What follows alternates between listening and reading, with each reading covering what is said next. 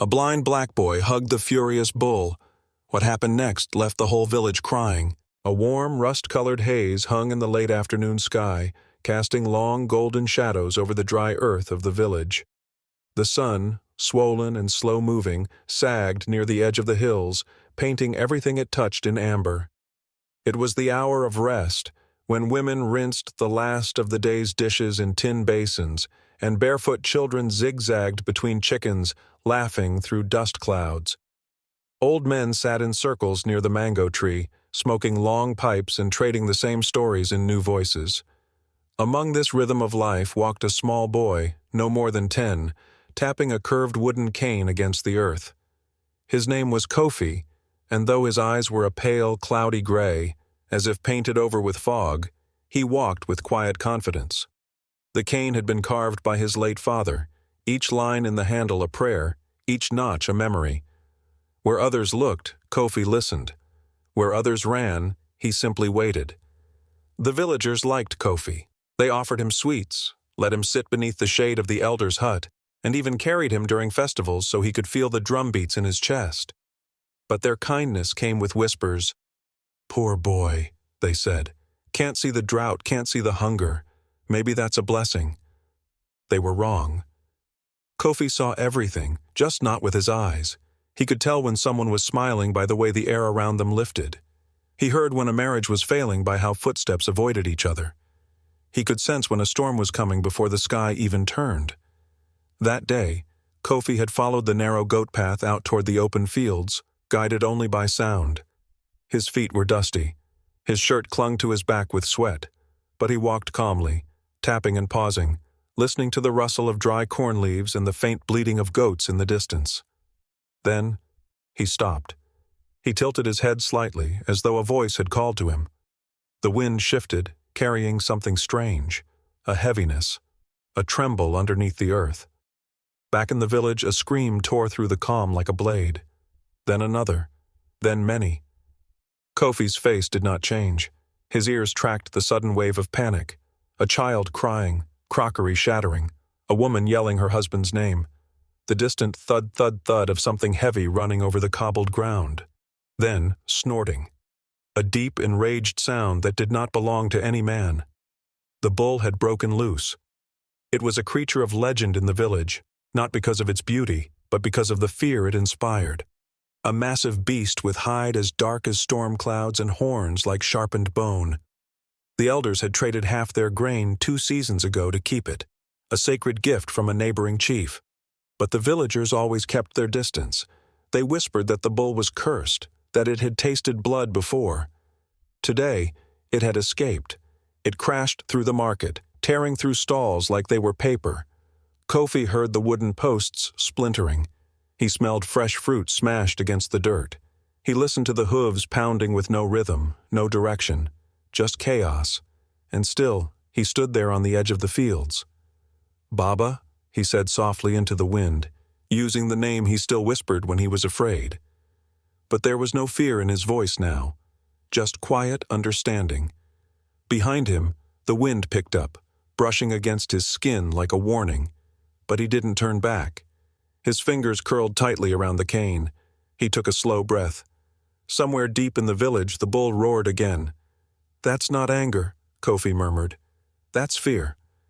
And then, he walked. He walked not away from the screams, but toward them. The goat path was uneven, scattered with dry rocks and thorny roots.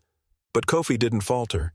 Each tap of his cane was deliberate, like a drummer marking the steps of something ancient, a rhythm no one else could hear. Voices reached him now, men yelling, someone shouting, "Get the rope!" Another, "It's coming this way!" Mothers called for their children. Doors slammed. A tin cup rolled across the ground and hit a wall with a hollow clang. Kofi passed the fig tree where the baker used to sit. He passed the quiet well, now abandoned mid-draw, the bucket swinging slightly from its rope.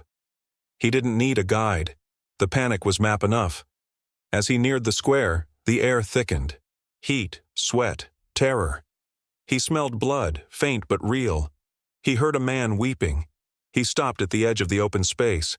Through his feet he felt the pounding rhythm of the bull's hooves. Not steady, wild, confused. the kind of pattern he knew from men in pain.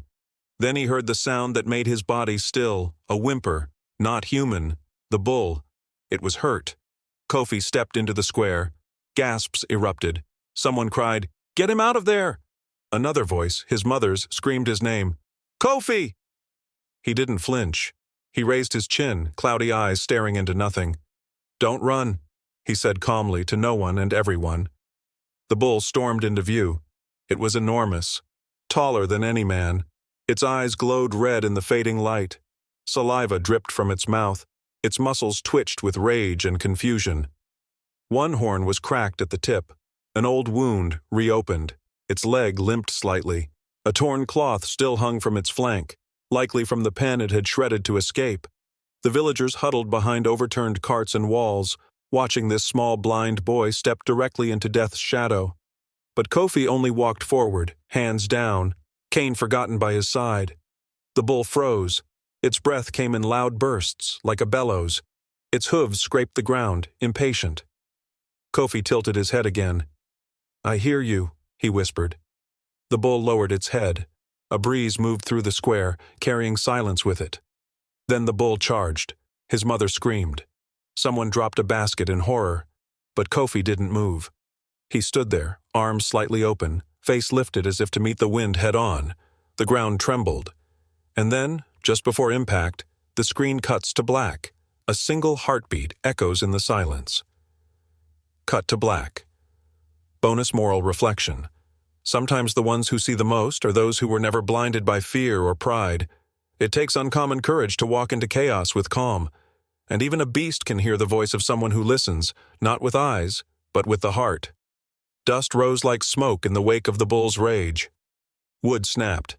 Clay pots shattered. Screams pierced the hot, dry air as the beast charged down the center of the village square, its hooves hammering the earth like war drums. Chickens scattered. A child tripped and cried out, his mother scooping him up and ducking behind a stone oven. Even the stray dogs fled with tails tucked low. What had once been the heart of a peaceful afternoon had transformed into a scene of terror. The bull, a hulking monster of a creature, was not just angry.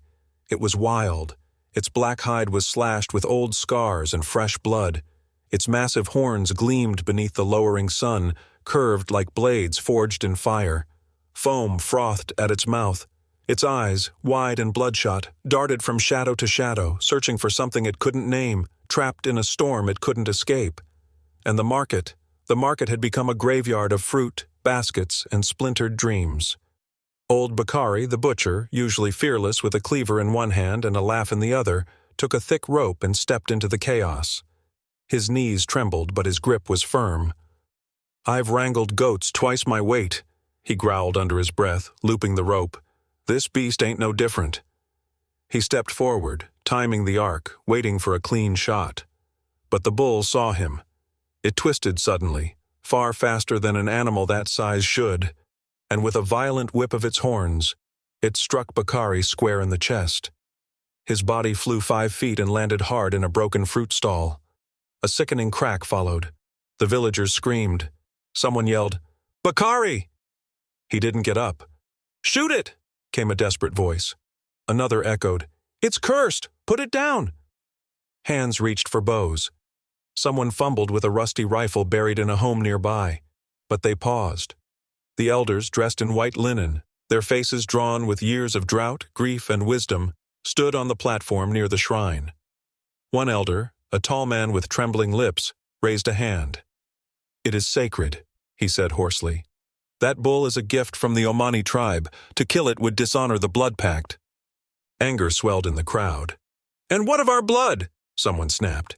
"Should we wait for it to take another life?" The bull reared again, slamming its hooves into the ground. It knocked over a table, sending fish and firewood scattering across the square. The stench of fear mingled with blood and smoke. And then, through the chaos, a shape emerged, small, thin, steady. Kofi. His bare feet brushed over broken glass and cracked maize. The cane tapped slowly, once, twice, pause, then again. The rhythm was strange, like a song only he could hear. His shirt clung to his skin. Dust streaked his legs, but he walked as if nothing around him existed. Gasps rippled through the crowd. "Kofi, no!" his mother shrieked. She clutched her head, tears streaking down her cheeks as she sank to her knees. "Please, please, somebody stop him!" But no one moved. They were paralyzed, by fear, by disbelief, by something deeper, the kind of awe that silences the soul. The bull snorted sharply, wheeled around and locked eyes, if such a thing were possible, with the boy who could not see. Its nostrils flared. The earth vibrated beneath it. For a moment the entire village held its breath. And Kofi kept walking, closer now. He passed the splintered wood of the butcher's stall. He passed the coals still smoldering in a tipped-over fire pit. A broken doll's head lay at his feet. He stepped over it gently, as though it had whispered to him first. The bull turned its body fully, facing him. The wind shifted. Kofi stopped 3 feet away from the beast. He lowered his cane. The crowd was silent. "You don't want to hurt anyone, do you?" Kofi whispered. His voice was barely above the breeze, but everyone heard it. The bull didn't move. It snorted once, loud, deep, and then it charged. The ground thundered. Its head lowered, horns pointed squarely at the boy's chest. Someone screamed. His mother reached out toward nothing, wailing his name. But Kofi stood still, arms open, like wings, eyes blank, face calm. The beast closed the distance in seconds, and just as the horns should have torn through him, Kofi took 1 step forward and did the unthinkable. He reached out. His hands met the bull's face, not as a strike, not as a shield, as a touch, a gentle, knowing touch. Time fractured in that instant. The bull let out a low, guttural growl, but it didn't gore. It didn't crush. It froze. Its muscles shook. Dust whipped around its legs, and slowly, impossibly, it stopped. Right there. Chest heaving, foam dripping from its mouth, the beast stood face to face with the boy. Kofi's palms rested against its forehead. Silence fell over the village like a burial cloth. No one dared to speak. He leaned his forehead gently against the bull's. "You're not angry," Kofi whispered. "You're afraid." The beast trembled. Its breath came softer now, slower. In the stillness, a sound escaped from it. Not a snort, not a growl, but something closer to a sob. A broken sound. An animal unburdening something it had no words for. Kofi stood there, unmoving. And then, the bull lowered itself. First the front legs, then the hind. And in front of the entire village, the beast knelt. The sacred, feared, cursed bull bowed its head at the feet of a blind boy. Gasps, sobs. The elders covered their mouths. One man dropped to his knees, weeping. Kofi didn't smile. He just stood with the beast and whispered something no one could hear. Then the bull nudged him, softly, like a wounded friend, and Kofi hugged it, wrapped his thin arms around its massive head, holding it not as an enemy, but as something broken and tired. A deep quiet settled across the square. For the first time since the chaos began, peace entered the air. But just as it seemed all would settle, a crack rang out, a dry, sharp explosion, a gunshot. Someone had fired. The bull screamed, blood sprayed, and Kofi's arms were soaked red. The bull let out a cry that echoed into the hills. Kofi stumbled back. "No!" he cried, and it was the first time anyone had ever heard his voice raised. The bull staggered to its feet, confused, betrayed, wounded. Kofi turned, wild-eyed, though sightless. Who did that? The villagers looked around, and then, out from the shadows stepped a tall man, muscular, armed, not from the village. His uniform bore a red patch on the shoulder, an outsider, a hunter. "The beast's mine now," he said coldly, cocking the rifle again. Cut to black. Time did not move, not forward, not back. It just hung there. The square, moments before, a scene of ruin and screams, now held its breath like the wind before a storm. Dust floated lazily in the golden light, catching on broken baskets and blood-streaked cobblestones. A child's sandal lay abandoned near the market's edge. Smoke curled from a cracked cooking pot, rising like a prayer no one dared say aloud. And at the center of it all, still as myth, stood a blind boy and a beast. Kofi didn't flinch. Not when the bull's hot breath rushed across his face. Not when the beast's cracked hooves carved deep into the dirt just inches away. He stood with his arms out, small chest rising and falling, his cane now forgotten on the ground behind him. The bull's muscles tensed, massive frame coiled like a spring. Its eyes, once furious red, were now glassy and confused. And then it stopped. The bull, scarred and shivering, snorted once, then stilled. It stood nose to nose with the boy who could not see it, the boy who had walked through firewood and blood and panic to meet it there. Kofi took one small step forward. "I know what it feels like," he whispered. His voice cracked like dry leaves. Every word trembled. "To be trapped in a world that doesn't understand you." The bull's head dropped. It didn't bow. It didn't break. It surrendered. A single sound broke the silence, the soft brush of flesh against hide. The bull leaned into the boy's chest, nuzzling him, not in fear, not in hunger, but in something deeper, recognition, a kind of mourning only those who've been caged can share. The square was still. A bird chirped high above, unsure of whether the storm had passed. And then, from behind overturned carts and split market stalls, villagers slowly emerged. First a woman with ash on her dress, clutching a baby too tightly. Then a teenage boy whose leg still bled from a fall, dragging himself forward for a better look. Then more. Dozens. Eyes wide, mouths ajar, stepping into the miracle as if it might vanish if they blinked too hard. Gasps, whispers, awe. Old men who hadn't spoken in years murmured prayers under their breath. Women who'd long stopped hoping touched their hearts and wept. Even the village chief, a man who had seen his brothers die in war, who had buried sons without shedding a tear, let one fall. But not everyone felt wonder. Behind a half-burnt fruit stall, old Bakari's hand reached beneath a burlap cloth. He found the cold steel barrel, the hunting rifle he kept for hyenas and jackals. It was old, but precise. One shot was all it ever needed. He rose slowly, ignoring the blood on his sleeve from the earlier attack. "Witchcraft," he muttered, loading a single round. His lips curled. "No animal behaves like that." He took aim. The bull's ribs expanded, sensing something shift in the air. Then, Kofi turned. No warning. No sound. He turned his head toward Bakari with eyes that saw nothing, yet everything. "Don't," Kofi said. Not loud, but loud enough. His voice carried. Bakari froze. The boy's face was pale, his jaw tight. "He's not the one you need to fear." The wind changed. Everyone turned toward Bakari, but the bull didn't. The bull turned its head elsewhere, toward the elders' council hut. A low growl bubbled from its chest. Not angry, not scared, certain. All eyes followed the bull's gaze, and there in the hut's doorway, half-shadowed, half-lit by the dying sun, stood Elder Jabari, the oldest member of the council. His white robes were clean, too clean, not a speck of dust, not a drop of sweat. While the village had screamed and bled, he had stood inside, watching. Kofi's head tilted.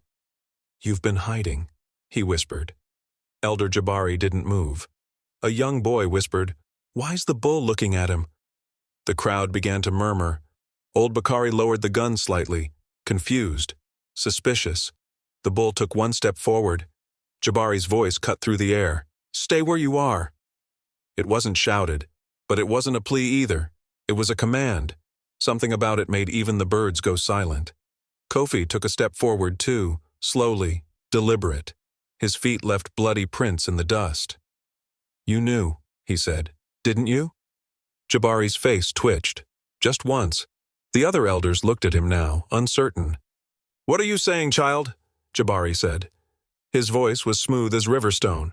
"You're blind. You see nothing." "But I hear everything," Kofi said. "I hear the way fear hides in silence, the way guilt changes breath. I heard it in the wind. The bull was fine, until the wind shifted, until something made him afraid."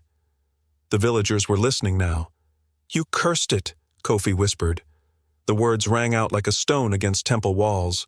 Jabari's hand moved to his chest. "You speak madness." But behind him, one of the younger council members, Elder Sefu, took a step back. "I saw you feed it last week," Sefu said. His voice trembled. "A dark root. From the forest no one enters. You said it was a blessing." More whispers, more shifting feet. The bull growled again. Jabari's calm cracked. "You dare accuse me?" Kofi turned fully to face the hut. "You made the bull a weapon," he said. "To frighten, to control, but fear turned back on you. That's what happens." The chief stepped forward now, his staff clicking loudly on the ground. "Jabari, is it true?" For a long moment there was only wind. Then the elder laughed. Once, sharp. "They've forgotten your strength, Chief," Jabari said bitterly. "They've forgotten what happens when they question tradition, so I reminded them. A little chaos, a little fear, and they'd fall back in line." A gasp. Children clung to their mothers. "You would have let that bull kill us all?" the chief said, voice hollow. "I controlled it," Jabari snapped, "until he interfered." He pointed at Kofi. "A blind boy who listens to leaves, who hugs beasts. You think that's wisdom? Number, that's danger." The bull snorted. Kofi stepped beside it again. He didn't touch it. He didn't need to. "I didn't save the bull," Kofi said softly. "He saved me." Jabari reached into his robe. Steel flashed. A dagger. But before it even cleared the cloth, the bull charged. It didn't hesitate. It didn't roar. It just moved. Dust flew. The dagger clattered to the ground, and Elder Jabari was gone. The hut's back wall collapsed in splinters. When the dust settled, the bull stood still once more, breathing hard, unharmed. The crowd stood frozen. Then slowly, one by one, they stepped forward. Not toward the beast, toward the boy. Kofi stood tall, wind tugging at his clothes, blood drying on his arms. The chief bowed. So did Bakari, then the rest. Not because he had tamed a bull, but because he had unmasked the beast inside a man. Closing reflection. Sometimes the ones who seem weakest carry the loudest truth. And sometimes the real beasts wear robes. Bonus moral reflection. Fear can turn beasts into monsters, but it can also turn people into cowards. What we don't understand, we often try to destroy. Sometimes it takes a child, unburdened by sight or pride, to remind us that even rage hides pain. But peace is fragile, and violence waits for moments of silence to speak. The bull took a step, then another. Not fast, not wild, deliberate. Each hoof hit the earth with the sound of a warning drum. Thud, thud, thud. Dust curled around its legs like smoke around a fire god. Its eyes, still wild, still shining with the kind of hurt that runs deeper than wounds, locked on the hut of the elders. And it paced forward, slow and focused, ignoring the cries and whispers in its wake. Bakari lowered his rifle, confused, not out of pity but fear. The kind that comes when you realize the thing you thought you understood is something entirely different. The crowd parted, not out of reverence, out of instinct. The chief stood in silence, jaw tight, the spear in his hand forgotten. "What is this?" he asked, barely more than breath. Kofi followed behind the bull. No one dared stop him. His bare feet scraped against cracked stone and loose straw. His cane dragged behind him like a shadow. He didn't stumble. It was as if he knew where to go, as if something older than him was pulling him forward. "He's not angry for nothing," Kofi said softly. The villagers turned. Kofi's voice wasn't loud, but it carried, clean, unafraid. "He saw what happened," Kofi whispered, "to his keeper." A sound rippled through the square. It wasn't thunder, but it hit just as hard. Murmurs spread like wildfire through dry grass. Old women clutched each other. The chief's eyes flicked toward the elders. Some looked away. Others paled. One man, Elder Seifu, opened his mouth but no words came. Weeks ago, they said, a gentle boy had died. A boy named Juma, 16, soft-spoken, always laughing. He was the one who used to feed the bull, clean its wounds, sing to it in the quiet moments of dawn when no one else dared come near. The beast loved no one but Juma. And then one day, Juma was gone. They said it was an accident, a fall from the ridge behind the council hut, a simple burial, no questions asked. But whispers had clawed their way through silence, whispers that the boy hadn't fallen, that something darker had been buried alongside him. Kofi raised his hand and pointed, straight at the chief's son. "You," Kofi said. The entire village went still. The chief's son, Amari, stood in the shadows of the hut, arms crossed, eyes burning. He was taller than most boys his age, muscles hard from training with a spear he never truly earned. His lips curled now, not in confusion, but in panic. "What lies are these?" Amari barked, stepping forward. "He's blind! He doesn't know what he's saying!" But even his voice trembled. The bull froze, its nostrils flared, and then it let out a long, low sound. Not a roar, not a growl. It was mourning, the kind of cry animals give when they lose their mate, when something they loved is taken without reason. The sound twisted the air. It pressed into people's chests and turned their stomachs inside out. "He loved Juma," Kofi said, stepping closer to the chief's son. "He felt it the night he died. He smelled the blood, heard the scream that was never reported." "Stop this!" Amari snapped. His voice cracked. "He's making it up!" Kofi didn't blink, didn't flinch. "I don't need to see your face," he said, voice sharper now. "I can feel your guilt dripping from your skin like sweat." The chief stepped forward now. His staff clicked against the stones. His eyes flicked between his son and the bull, between his past and his people. "Amari," the chief said slowly, "tell me you had nothing to do with it." Amari clenched his fists. "It was an accident," he muttered. "We were just talking, arguing. He said something about the council, something stupid. He shouldn't have been listening to grown men's business. I just pushed him. He lost his footing." The words fell from his mouth like stones, too heavy, too late. Gasps exploded around them. "Why didn't you say anything?" the chief whispered. Amari looked up, eyes wide. "Because I'm your son.